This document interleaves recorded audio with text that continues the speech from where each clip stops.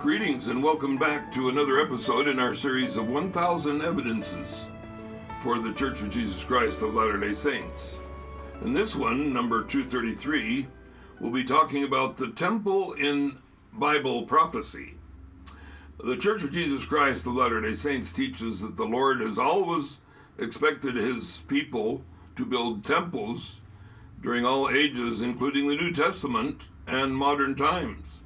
That's according to Doctrine and Covenants, section 95, verses 8 through 9, and section 124, verses 25 through 41.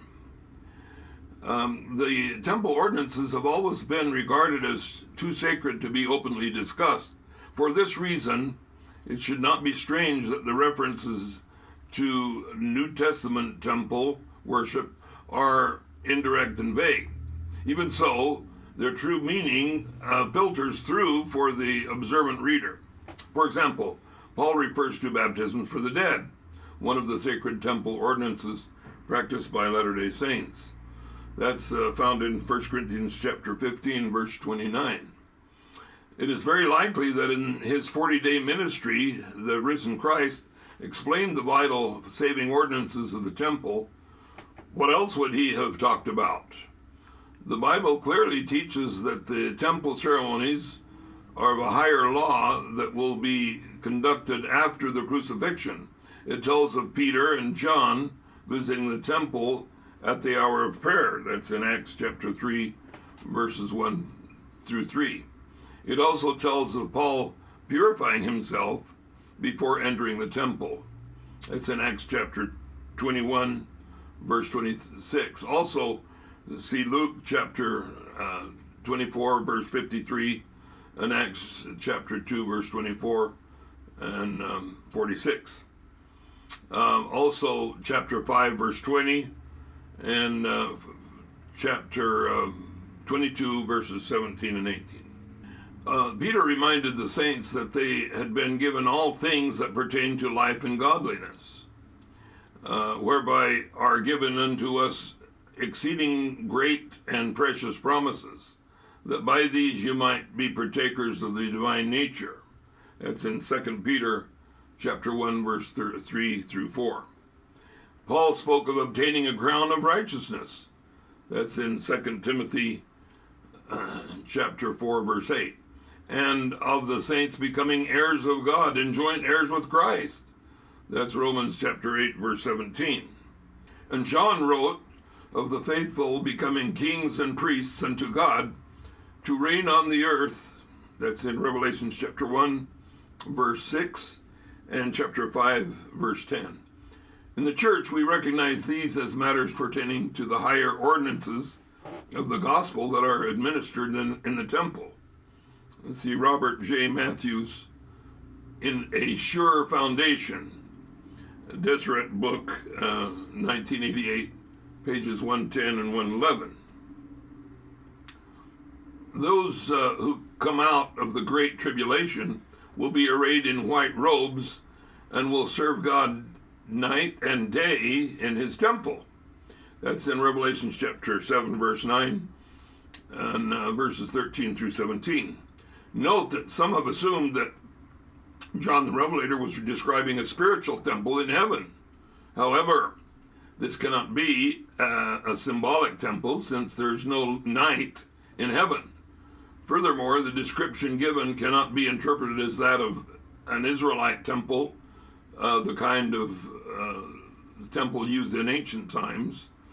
In the temple described by John the Revelator, many people entered, not just the one high priest once a year. And they spent day and night there, unlike the brief yearly visit of the Israelite high priest of Old Testament times. Matthew chapter 24 and verse 15 and 2 Thessalonians chapter 2 verses 1 through 4 also make reference to the temple of God in the end time. Some non-LDS Christians assume that temples were used only in Old Testament times. However, while many Old Testament scriptures speak of temples, they reach past the New Testament period, clearly pointing to the latter days. In the last days, the Lord's house would be in the tops of the mountains. All nations would flow into it in a day when there would be no more war among the nations. Note that none of this was fulfilled before the crucifixion, as mentioned in Isaiah chapter 2, verses 2 through 5. And since we still have wars on the earth, the fulfillment of this verse will be in the future. The Lord God will gather the outcasts of Israel to his holy mountain in his house of prayer. That's according to Isaiah chapter 56, verses 7 through 8. Not all of the lost tribes of Israel have been gathered. Therefore, this is a clear latter-day prophecy. After the Lord gathers Israel from among the heathen into one land as one nation, they will have his tabernacle and his sanctuary forevermore with an everlasting covenant. That's in Ezekiel chapter 37, verses 21 through 27. After the house of Israel is sifted among the nations and are gathered together and planted in their own land, the Lord will raise up the tabernacle. That's according to Amos chapter 9, verses 9 through 15. They that are far off will assist the branch in building the temple of the Lord. That's according to Zechariah chapter 6, verses 12 through 15. As the prophet Jacob saw in his vision of heaven, he was inspired to exclaim that the location of this theophany was equivalent to the house of God, a biblical synonym for the temple, or in other words, the very gate of heaven. That's found in Genesis chapter 28, verse 17.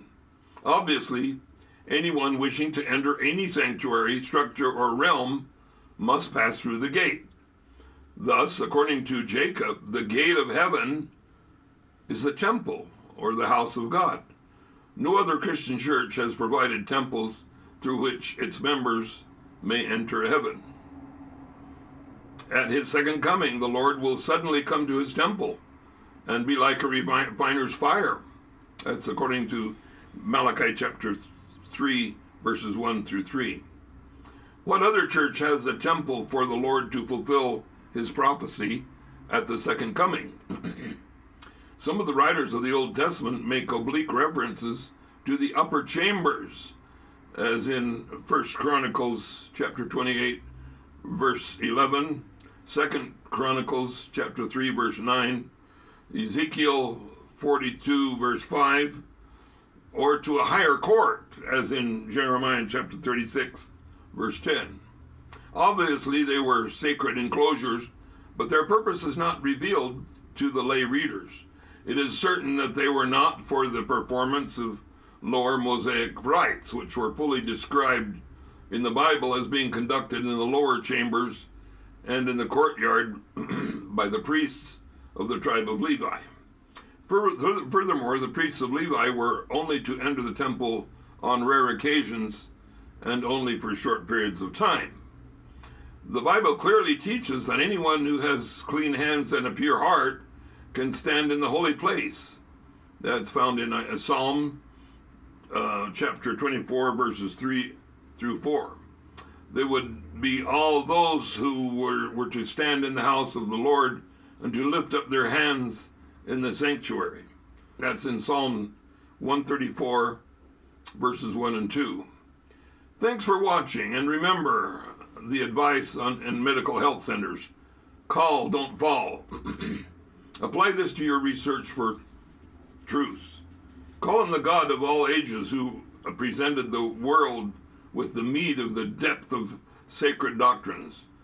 Don't fall for a shallow God who provides only skimmed milk.